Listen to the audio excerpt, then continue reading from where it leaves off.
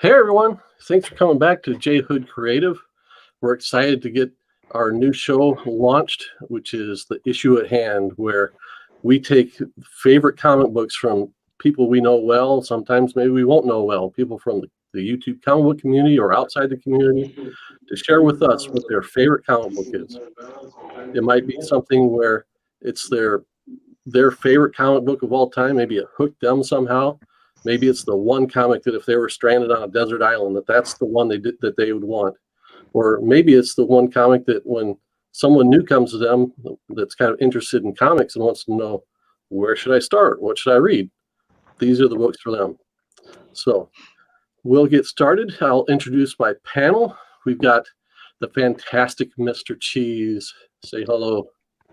Hello, everybody. Welcome. And then we've got the Coach Vic. Say hi, Coach. Hey, what's up, peoples? And we're waiting on our fourth component, Ben, who's a comic book writer and who's got a lifelong background in collecting. Fantastic Mr. Cheese and Coach Vic are a bit new to comic book reading, or at least haven't been exposed to as much as most of us in the community have. So we'll have them along to kind of read these things as first-time readers to get some fresh eyes on these great books. And I'll take a minute to shout out the chat. And so far, we've got Discovery Bay Comics. Thanks for coming, JB. I look forward to putting on a great show. Hope you'll stick around. So this is going to be the first couple episodes we're going to do are kind of trial runs. And in the case of this particular show, I'm playing both the role of kind of host and guest. So usually in this segment, we get to know our guests a little bit better. Maybe if it's someone from outside the community, we're getting to know what they do, what they do as a profession, and maybe find their background and how they're connected to comics. Or if it's someone in the community, maybe we're just finding out what their life is like outside of what we see on YouTube. So with that, I'll let fantastic Mr. Cheese and Coach Vic play the role of hosts, and you guys get to grill me this time. All right. Nice. So, Cheese, you're Van and not Pat. Is that how this is going to work? People say I'm pretty, so we'll see. So, J Hood, what is your background? My background is I'm a graphic designer by trade. At least that's kind of what my job title is. But I do part-time illustration work as well. And started out of college working in the RV industry, where we designed the graphics that go on the sides of all these RVs. Anything where you see big swishes or sometimes mountains or wildcats, animals, things like that. We designed that kind of stuff. And I was instrumental in that, and taking it from seeing straight line striping back in the early 80s and 90s to these big sweeping designs with more grandeur, more to them. So I did that for several years, and then I got into my current position at Round 2 LLC, where I design a line of model kits. And so what does that mean? That means in some cases we take an old kit and we repackage it. Maybe we put it in the same package it had at its first release, or we make it something brand new. Or in some cases we do a brand new kit. And I help develop tooling. It's kind of a team-oriented project, because no one person does everything. But I do all the graphic design on the packaging and all that kind of stuff as well. Nice. Awesome. So J Hood, are you all done? Sure. Okay. So where were you when you discovered this comic that we're going to be talking about today? Where was I? So I've described myself as never having a memory where I didn't have comics. And so I was 9 years old. It was summertime. I don't have like distinct memories of what I did exactly that day, but I remember going to the store where I usually got my comics and finding this. So I was a big comic book fan at the time, was reading stuff like not even reading, just looking at the pages of Batman, Superman, Spider-Man. Generally, if a comic had a bunch of heroes in it, I was all about it. The more heroes between those two covers, those are the books I was really into. Awesome. Nice. So, and what were you doing then? I mean, were you looking for a specific comic, or was it? Go So ahead. yeah, so okay, so our kind of my habit was, whatever day, Friday was grocery day, and we'd go to this small kind of corner Sorry. grocery store where it was about the size of a modern day convenience store, but back then it was a full blown grocery store, Mm. and they had a spinner rack. So my thing was go pick out my cereal, give it to mom, then go hang out at the spinner rack until she was done. And each time I got to pick out a book, and for whatever reason, I don't know why, I'd never even noticed X-Men before. Like I said, I usually would go with Batman or Spider-Man or something that kind of everyone's real more familiar with. And I don't know if it's the fact that X-Men was published bi-monthly for a long time that I just never noticed it. I don't know if the store didn't carry it before. I don't know if they ever got to kind of pick and choose, but it wasn't at the time. I mean, nowadays X-Men is kind of a big name. Everybody knows the X-Men, but back then, unless you read comics, no one knew the X-Men. Really? Awesome. The X-Men had gone, this is getting into the history a little bit, but so the X-Men were first published, I believe, in 1963 or 4. So it was the dawning of the Marvel Age. They were published around the same time as Avengers #1 was. And it was published for about 65 issues. I can't remember exactly how many, but the sales were getting kind of poor. They brought in Neil Adams at the end of the run to try and resurrect it. But he came in and they didn't let it go long enough. At least that's the way he explains it, that they didn't let sales kind of come back to let them know how well they were doing. So they actually, instead of creating new content, they just republished. They went back to issue 1 and started republishing everything from the beginning. And they did that for several years. So I think they went from like 70 to 75 doing these reprints in the main title. It wasn't unusual for Marvel to reprint their work. They'd often have they'd have a Spider-Man title that just republished early Spider-Man work, like Marvel, I think it was Marvel Tales or something like that. And they would do other things like Marvel Triple Action was actually an Avengers reprint. And there was one for the Fantastic Four as well, I can remember, but I can't remember the title offhand. So would they just rename it or just reprint it, the whole thing? They would give these, they'd call it like Marvel Tales, and then under Marvel Tales, they'd have a big Spider-Man logo. So it kind of showed the difference. And it looks like Ben may have arrived. I'll see if I can get him added to the stream.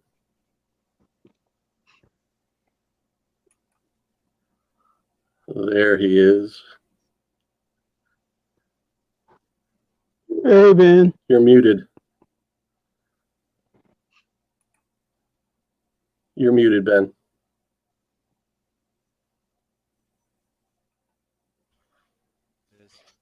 Found it. There you go. Woohoo! Good to have you. All right, let's go ahead.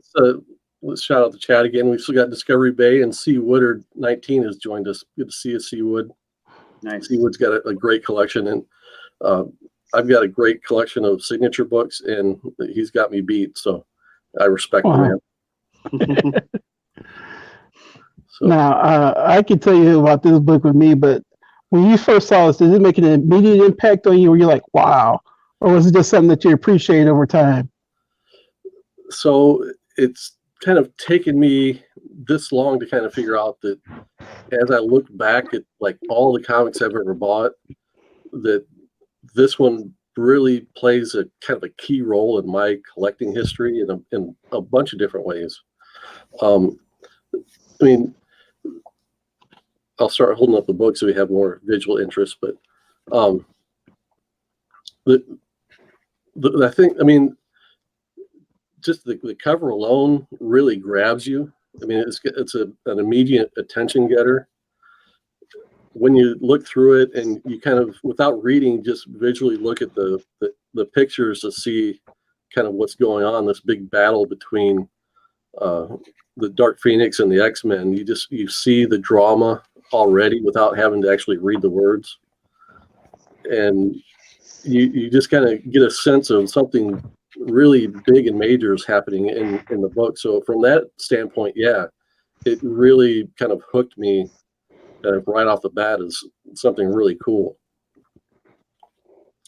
But as far as looking back at it, I see now that, and we can go into this a little late as we go, is this is the one book that turned me in from a comic book buyer and kind of a casual reader to a collector, someone that said, I've got to go out and find more X-Men. Whereas I was kind of taking things as they come to me. This was the first book where I was wanting to go out and find more. I had a hunger or a thirst for more. What was it about it that really appealed to you? I liked the way the characters kind of really worked well together. How they you could tell each one had a real strong personality, and it came across really easily in this one issue. And I think if you go back and you read all the other books around it, Chris Claremont really makes it a point of trying to drive that home, that these characters really have a personality. The team really has a dynamic about it. Yeah, and then the art itself, we can go into that as we talk some more too. Just at the time really struck me as well. Well, I think that's all the questions that we have for you right now. Sure. So thanks for sharing. Yep. So Victor, why don't you give us a couple words on kind of where we were at in like world history, like what was going on in our pop culture at the time. So Okay. I'll remind everybody. I got my notes here. All right. So this was August of 1980. Correct. Yeah, August 1980 is when this book came out. And so I tried to do some research mainly in the 1980s. And here's why. I'll start with where I'm comfortable, of course, is sports. The 1980 Olympic team boycotted the Moscow Olympics. And actually, it was against the wishes of the athletes. The athletes didn't want to boycott, but it was in response to the Russian invasion of Afghanistan. Huh. And the Steelers won the Super Bowl. The Phillies won the World Series. The Islanders won Lord Stanley's Cup, and the Lakers won the trophy for the NBA. And Nottingham Forest won the Champions League. Nottingham Forest Football Club. Okay. Sports.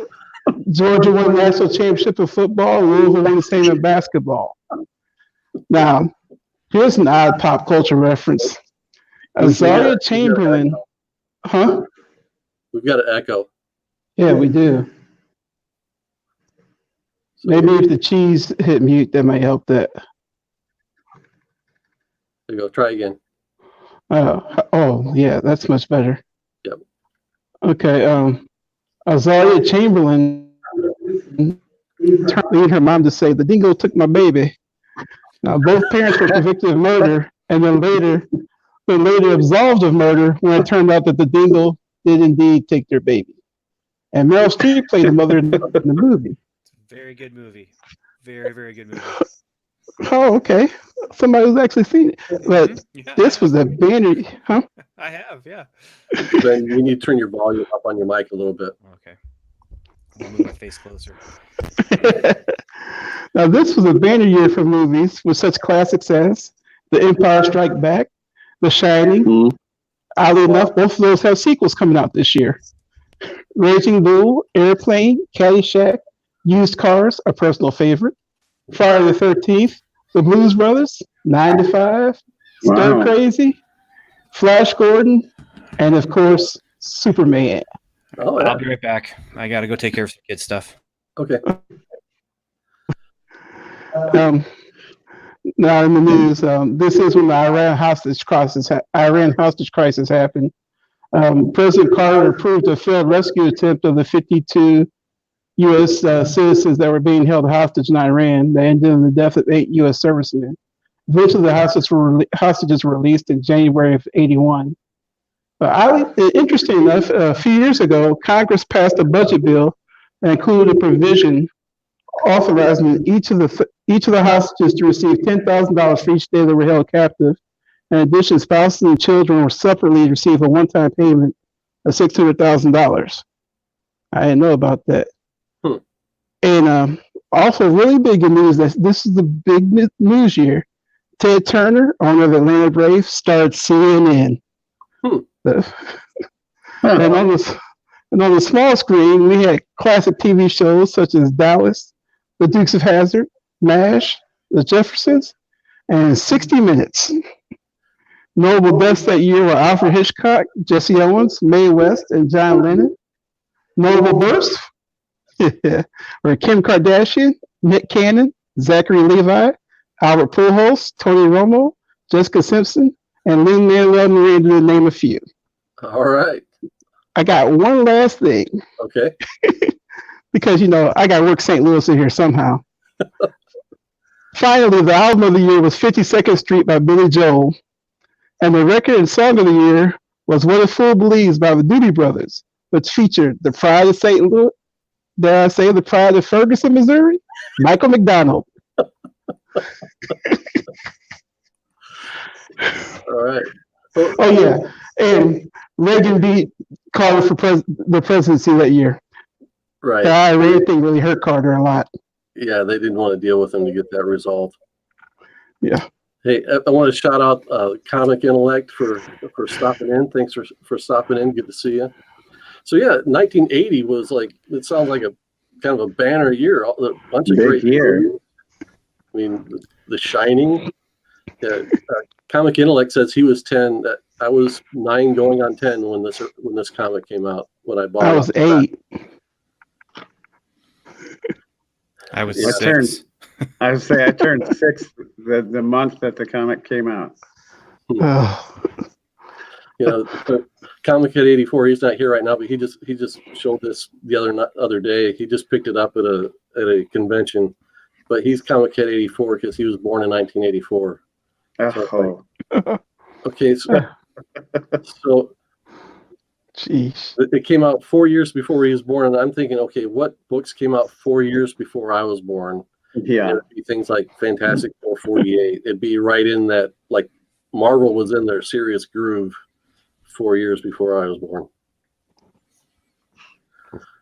That's cool. That's one of the things that I think is going to be cool about doing this, is kind of just seeing maybe what outside influence are playing into these comics. And more than one of you even mentioned the fact that Jimmy Carter makes an appearance in the comic, which doesn't happen all the time. Right. Even though the other day when we were at the comic book show, it was hard for me not to buy the Barack Obama comic book. I mean, that was a hard $4 not to spend right there. It wasn't the Spider-Man one, was it? He's in Spider-Man? Oh yeah. He was on the cover of a Spider-Man. It's That was a a valuable big comic. deal. Yeah. Oh, Did you find the Barack the Barbarian one? Is that the one you're talking about? I don't know. He was on the covers in a suit. I was just like, yeah, I'm not going to be the guy in here buying this comic book.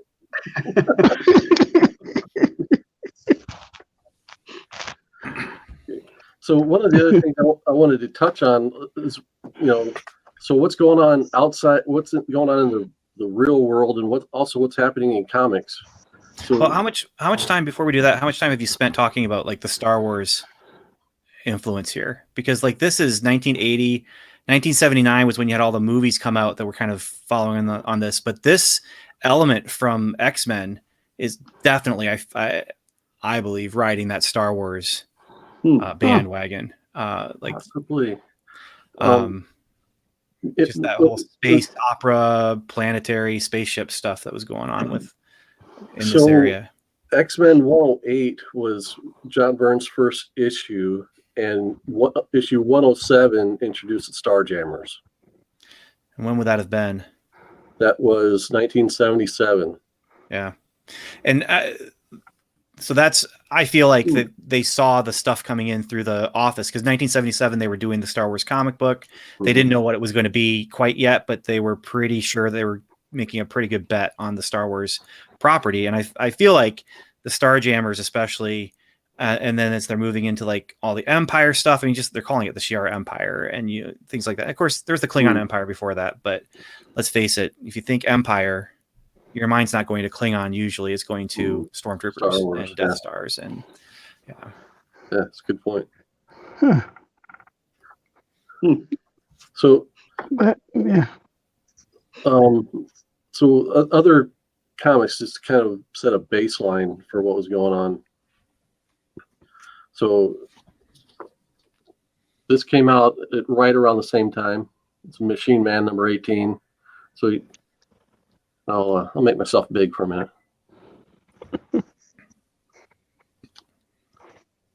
So Machine Man 18, nothing remarkable about it. I bought this one because it's got an Alpha Flight guest appearance in it.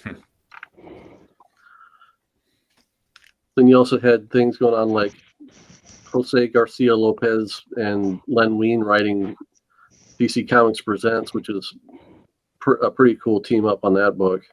Pretty quality stuff. And then the other thing that I don't think a lot of people realize is how much John Byrne as an artist was doing. You know, he was publishing basically 3 books a month. He was doing Captain America, Fantastic Four, and the X-Men. Wow. Before he hopped on Captain America, he was doing Avengers. So within, a couple of years there, he was doing all 3 of Marvel's kind of big team-up books. What was he doing, the art or everything? He was the artist. He would. Okay. So 136 came out. Let me see, where's my note on this? It was August. The same month was Fantastic Four 221. With Fantastic Four 222, he started writing it and drawing the book. Oh, man. So, and he did that for a long time. He got his break at Marvel in 1975, working on Iron Fist. In 1977, like he said, he started doing X-Men, and so here we are 3 years later, and they're kind of Chris Claremont is the writer at the time, and he and John Byrne were really definitely in their groove when this was going on.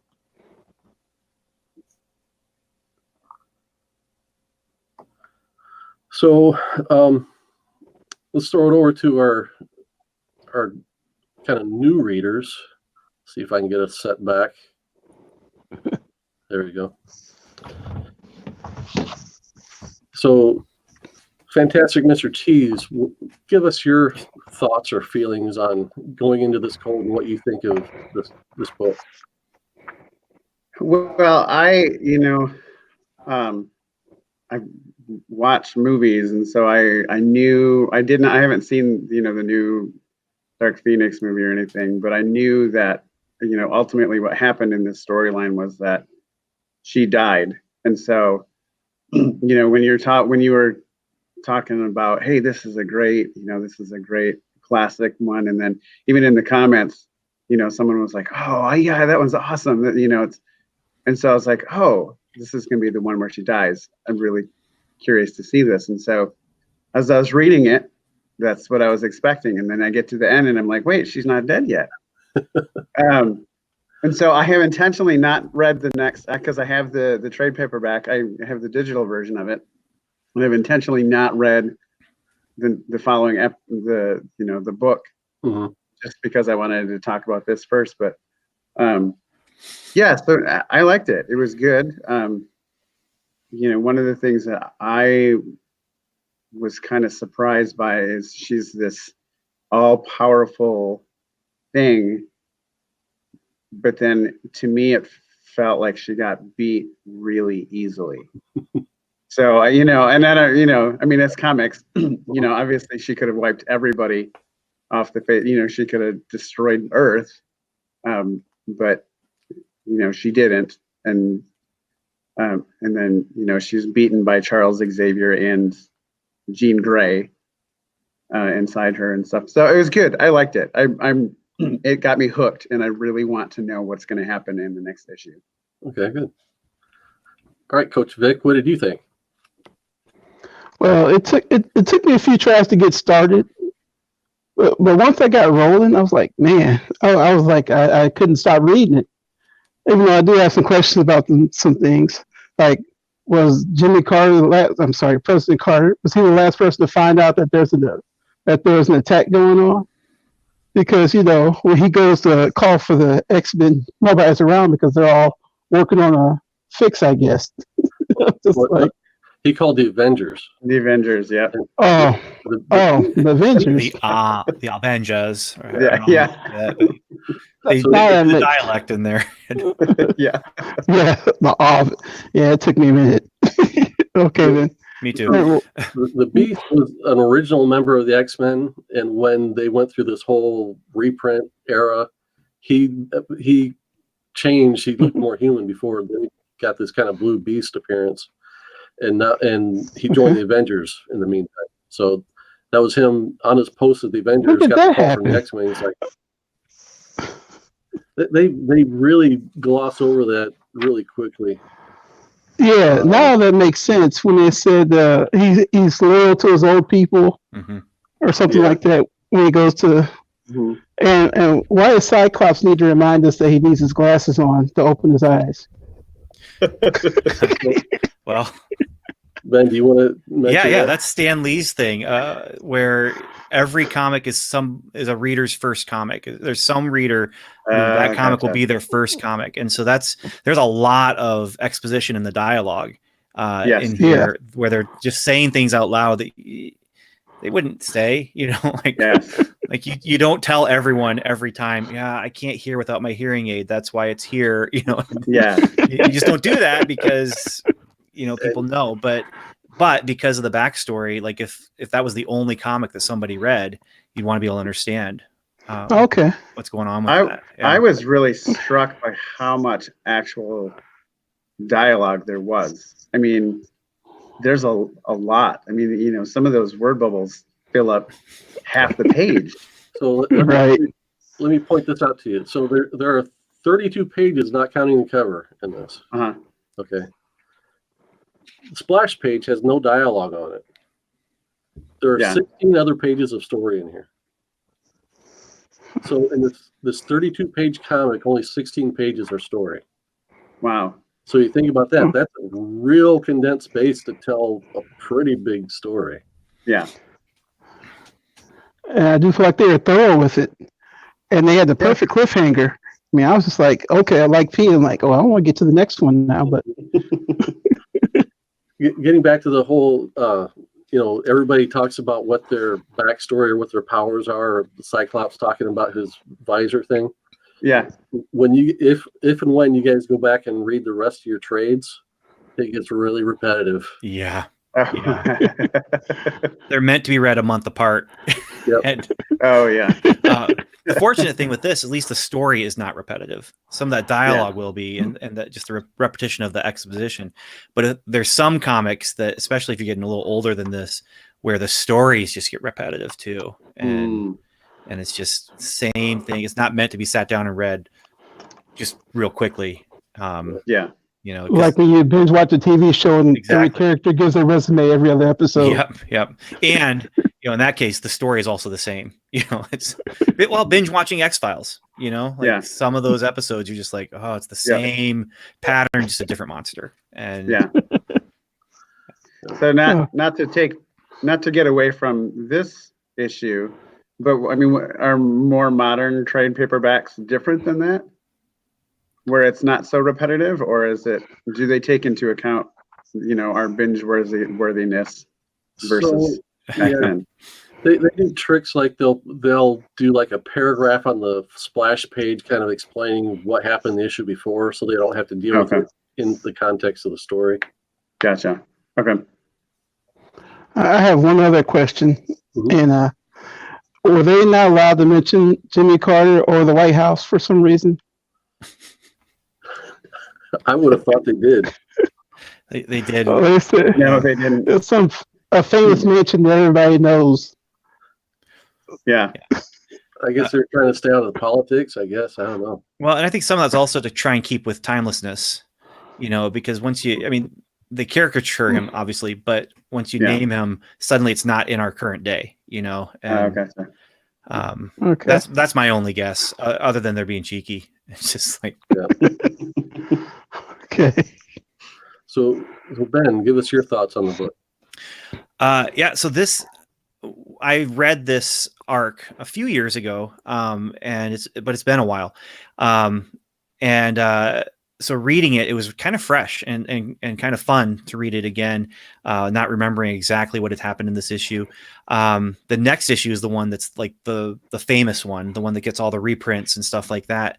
I feel like this one's better though. I like this one because it's a personal story.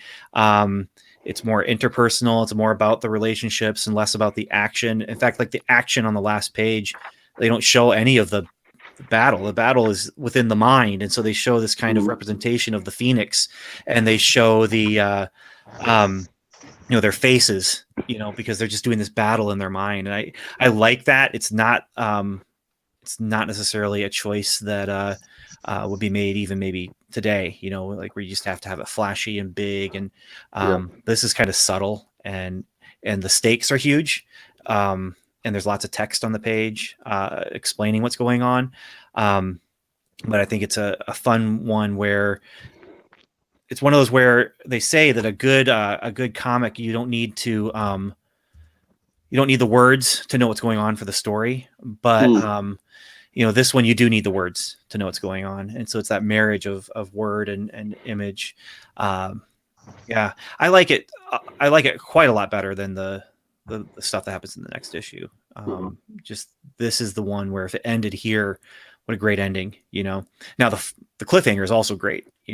But Yeah. and all that exposition. I mean, that's Chris Claremont.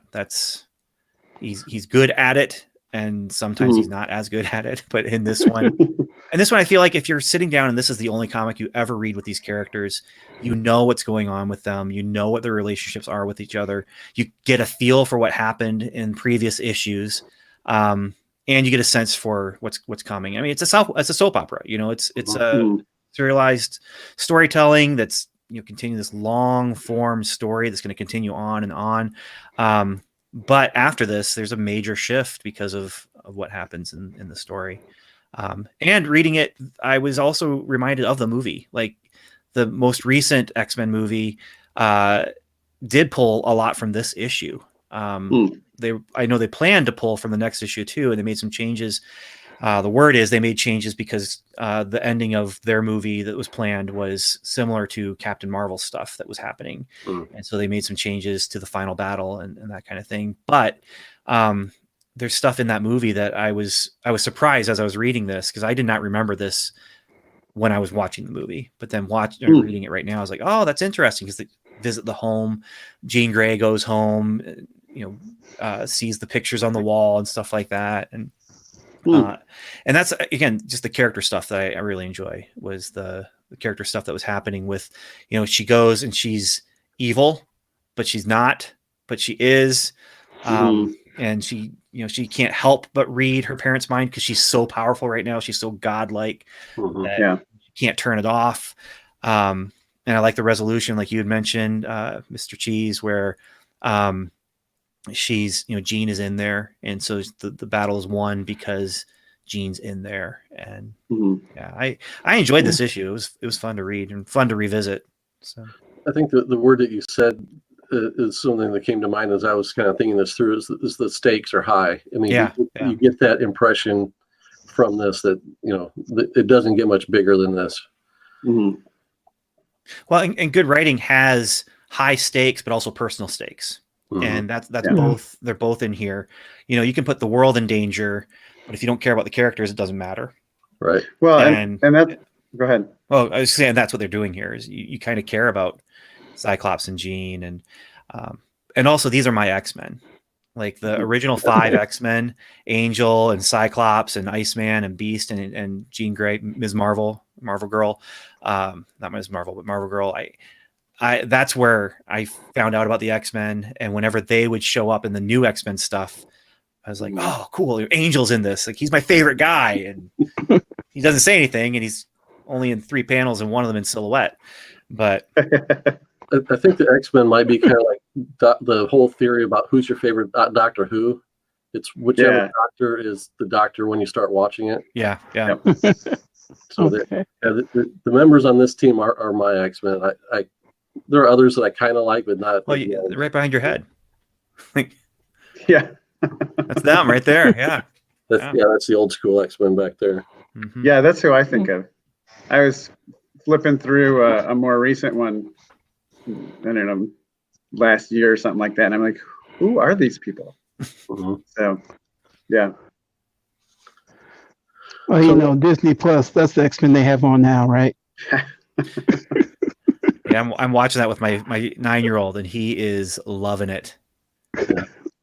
He wants to watch it. He wants to know what's happening, and he actually saw me flipping through this. He's like, "Why do they look different? Cyclops doesn't dress the same as he is in that one." And are Cyclops and Jean do they still like each other in your comic book? And and I told him what happened in the book, and he's like, basically he proposed to her. What did Wolverine think about that? Because he likes her too.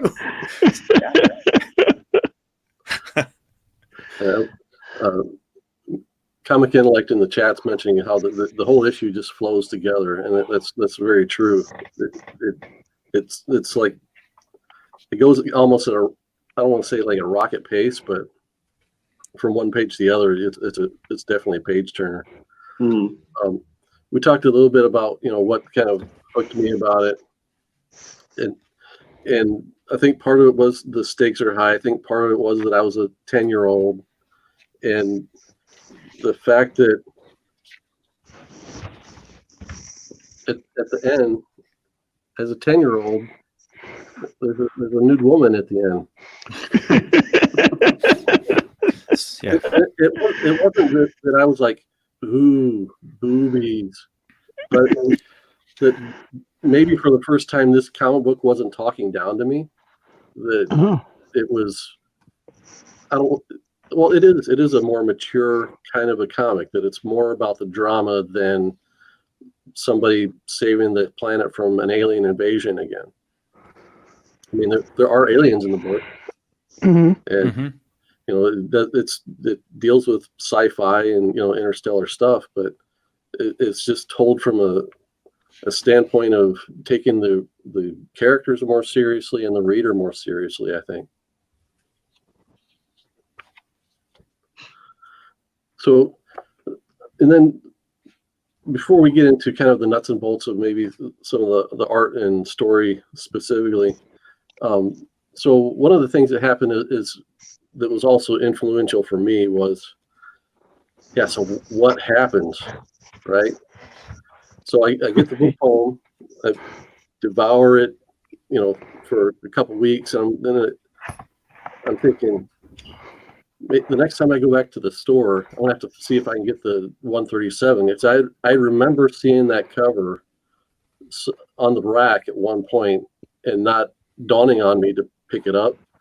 So I went back to find it and couldn't find it, but I found this one instead. So this one is 138.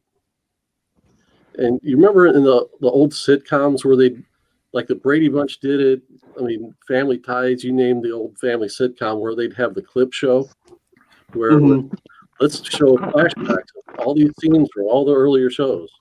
Sorry. That's exactly what this is. So, Oh, really? yeah, but the thing is, it starts out with this. It starts out with the funeral scene. Yeah. And then it goes on to, and this is how we became the X-Men.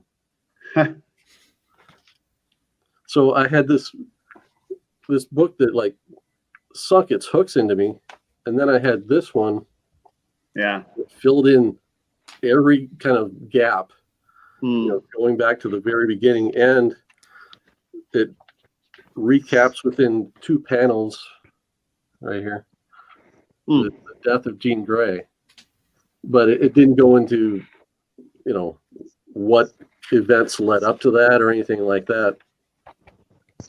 So Dude, it would be she years dies? before I found 137. I mean, we talk about our grails or our white whales that we're out hunting for. The 137 was my white whale. I couldn't. There weren't comic book shops at the time. You couldn't just go hunting for it. There was no place to look. Hmm. So, And there were rare collections. yeah. And rare reprints too. Like it wasn't the same as it is now. Yep. Yeah. So yeah, you couldn't go to the bookstore and buy a trade paperback of it. You couldn't buy it digitally. The only way to around here anyway was to find back issues was at like a garage sale or something like that. I mean, we didn't have comic shops or really used bookstores at the time. So, Ben, was there anything kind of outstanding or interesting about the writing that you picked up on in this particular issue? Well, I kind of, I guess, already You did touched that. on it. Okay. I have one Jumped thing ahead about in the the writing. outline. I have one thing about the writing I thought was interesting. Is you could tell the relationship between the characters in Jean Grey based on what they called her. She has like 15 different names in this issue. I just thought that because first time Jeannie, I've never heard anybody call her Jeannie. But then there's Jeannie, Jean Grey. I just thought it was interesting that based on the relationship the character had with her, they had a different name for her. That's another Claremont thing, though. He had, like, the characters had nicknames for each other, and so they would, talk about each other in different ways. And they were very good with the relationships. I mean, it was a soap opera. I mean, it was a soap opera in the sense that, I mean, what we watch on Netflix, where it's every episode and you just want to watch the next one, but you got to have something that's hooking you in, and it's those characters. And So I wanted to know, though, like, I felt like this was a really satisfying single issue, where you just got a beginning, middle, and end, even though there's a cliffhanger, but you take that last page off, you got a beginning, middle, and end. There's a story arc in there. You guys liked it, but did you feel satisfied? I mean, you wanted more, but did you feel like this was a good single story? Yes. Yeah. I would say, yeah, absolutely. Yeah, I mean, I felt fulfilled by this issue. Unlike I mentioned how I got a comic book when it came out a month or so ago, and at the end of it, I was just like, I feel like I wasted my money because I got nowhere. Here, I feel like I got a complete story, beginning, middle, end. Even though I came in the middle of the story, I feel like I got a complete story, and it was fulfilling. And I do want to read the next one, but I feel like I was entertained. Yeah, and that's a big difference in writing then and writing now, where writing now you're writing for that big collection, and that single issue, you buy a single issue, and unless it's intended to be just one issue, you're going to get like 1/3 of a story, and it's just not as satisfying unless you sit down and binge read, which doesn't take that long usually, because it is that kind of long, not as much dialogue on the page, a lot of panels of action, and not a lot of movement of story. In a single issue. That's what even though we did jump into it, in the middle of an arc, it did kind of explain what was going on, as it was telling the story. And so you were able to figure that out.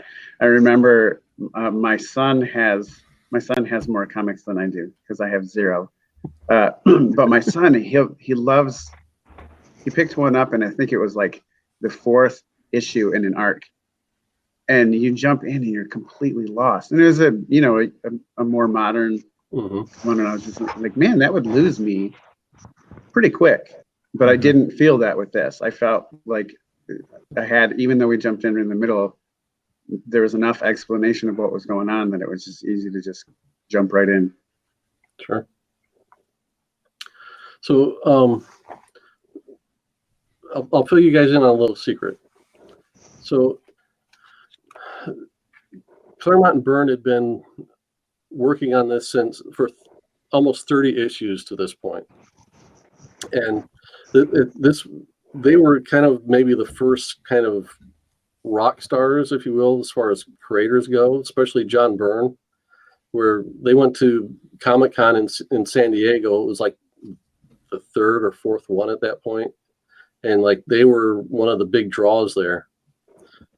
And when, as people do, when they get that successful and that heralded, their egos inflate, and both men have pretty gigantic egos. And Chris Claremont comes across much better. John Byrne comes across as almost pure ego these days.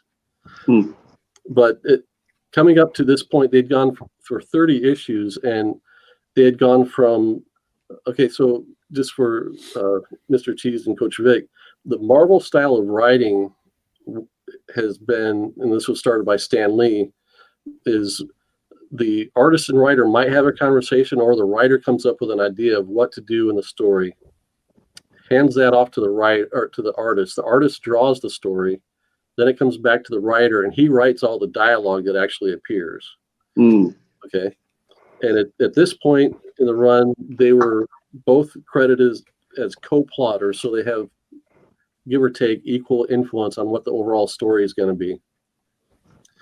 And what started happening was that John Byrne wasn't real satisfied with what Claremont was doing with some of the dialogue.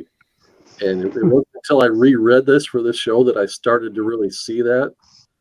And it becomes apparent on a couple pages. I'll make myself big again. Maybe if it will go. Okay. So this page, so they're battling pretty much a big fan blade in the game room. But do you get really any sense that thing's moving at all? No. Oh no. So No, they dialogue too. Like which is a wrench, right? What's that? A spanner. They call it a spanner, which is like, isn't that a British term for wrench? Yeah, I think so. Like I just thought it was a pincher or something. I didn't get the idea that it was a spinning fan at all. You there's some motion lines right there. They're there. I have it on. And then there are a few motion lines that get hidden by a word balloon on the panel before that. And then oh, okay, yeah.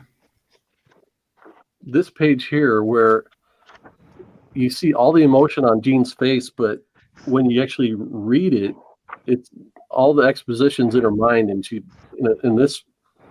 says one thing to her mother, and of course, yeah, she's influenced by the Phoenix Force, so she's totally, under the influence, so to speak, but she's not saying anything in this last panel where she looks like a vampire. Yes, I did notice that. Yeah.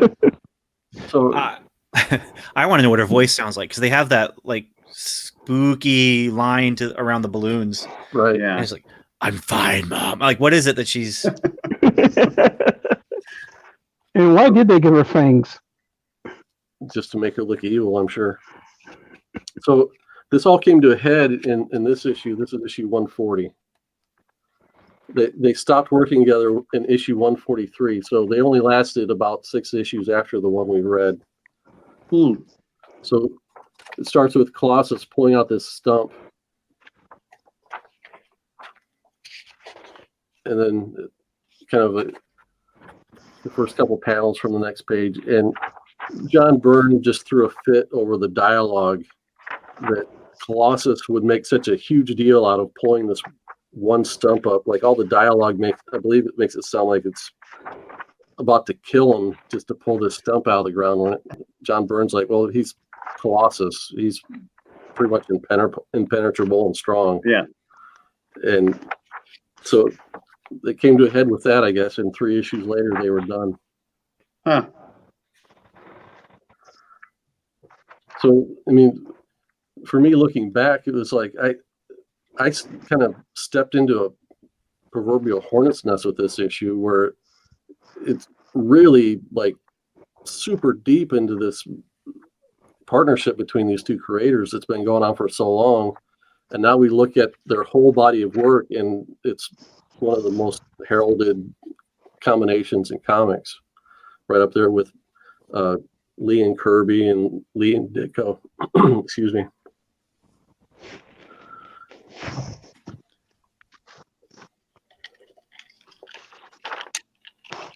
So yeah. So one thing I wanted to mention about the cover, the comic book community here on YouTube refers to a cover like this as a Pieta cover, and that is based on this image. Say that again. It's a Pieta. Pieta. Because this is Michelangelo's statue, sculpture. It's called the Pieta, with Oh. Mary holding Christ. And so this is one of many covers that use this. So the first to really kind of make it, I won't like say popular, but kind of make it a thing, was Neil Adams with that Lois Lane cover. Then John Byrne reused it on 136, and then George Perez famously reused it on Crisis on Infinite Earths #7, where it was the death of the original Supergirl. I had never seen how close those were until seeing them next to each other. Yeah, Like, that's amazing. Yeah. Huh. And even Alan Davis doing it on that Detective Comics, it's just kind of funny how closely Robin's body position matches the others. Mm-hmm. He even gave Robin girly legs. Well, Robin used to have girly legs. That top Batman one, though, that's really funny. Like, just the awkwardness of Yeah. every single limb on Batman and Robin is just super awkward in that top one. Huh. Sergeant Rock. Yep. All right. Okay. Any last thoughts or opinions on this particular work? Well, I think it's really cool how they use all the pink in here. And I realize I'm an idiot because I just not realized that this is a Pink Phoenix on the first page. Oh, really? You didn't I realize don't know. that word? I don't know how I missed that 18 times. Because I've looked at lots of covers and stuff. I've just never seen anybody use pink like they use pink, unless it's just I haven't been around enough. One of the interesting kind of art design things about this cover, and one of the reasons that it works so well, is because when they do printing, they use what they call a 4-color process, and the 4 colors are black, yellow, magenta, and cyan. I mixed up the order, but that's what CMYK stands for. So when you look at this cover, you've got pure cyan, pure yellow, pure magenta, and then the mixture of the 3 makes the really rich black. So it's just kind of interesting how that works to such a great effect on this cover. And yeah, they followed up with 138 with more pink later. So pink must have been fashionable at the time.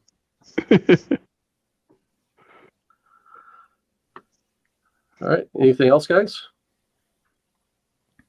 I just love that last second or third to last page, I guess, with that battle in the mind that's going on there. Yeah. Fantastic. Oh, yeah. I really like that a lot. Yep. The closer you get to Professor X, the smaller the Phoenix shrinks. Well, actually, we're pulling away from it because look at the trees get smaller in the background. Yeah. Well, and then for the page turn, you know, Right. you get that panel there then with the giant explosion, which it changes color scheme and everything. It kind of actually pulled me out a little bit, but that page there where the battle is happening is just, I honestly, I didn't remember that at all. I think maybe I was reading it too fast the first time I read through it, instead of taking my time with it like I did this time. All right. So that's going to wrap up our discussion. And I just want to throw out to community members that, like I said, these first couple are going to be kind of trials where we're focusing on my pick for this episode. And we're going to be focusing on Ben's pick for our next episode. And that will be, Hercules, Prince of Power. Oh, you got it. Hercules. And I was like, oh, okay, cool. I've got this book. Turns out I had this book, so that's all right. It's going to be easy to track down. Yeah, I've got a handful of copies. Do you? Okay. Well, different formats. Right. So I've this is one that I've double and triple dipped on because I like it so much, and there's. Nice. It's something I've enjoyed from various stages of my comic book career, I guess, comic book journey, whatever. Sure. Yeah. Cool. So we want to throw out to the YouTube comic book community first to bring guests on, and then once we get our footing, we'll spread out and do bring other kind of, not necessarily outsiders, but other people of interest into the show. So anybody in the community that's interested in playing along, talking about your one favorite comic, we'd like to hear from you. Leave a comment, get a hold of me through Instagram. We'd like the comics to be obtainable, meaning we could either find them relatively cheaply in back issue bins or in a trade or digitally. If you want to do Action Comics #1, we can do it. None of us are going to read the original. But we'll Speak for yourself. I've got some disposable income. You got that. But we'll find a way to track down and get these comics read. That's for sure. So what else before we go? I've got an ongoing contest for YouTubers and non-YouTubers. If you go back, look at some of my past episodes, I've got a recap of what the rules are. Basically, if you're a YouTuber, make a video of your 5 favorite comics, individual floppy comics like the one we talked about tonight. Tell me why you like them. You'll go into a drawing. Same thing for non-YouTubers. Just leave a comment in video #2, telling me what your favorite 5 comics are, and I'll put you in a separate drawing. You'll get a bunch of comics, trade or hardback. I'll do a sketch for you, and it'll all be geared towards your channel and your interests. So we've got that. And yeah, so we look forward to covering Hercules issue 1, Ben's favorite comic. We'll do that next time. Anybody else got anything to say before we go? No. All right. Thanks, Comic Select, for sticking around. And thanks for everyone else that watches this on the rewind. And remember, faith, family, comic books. We'll see you next time.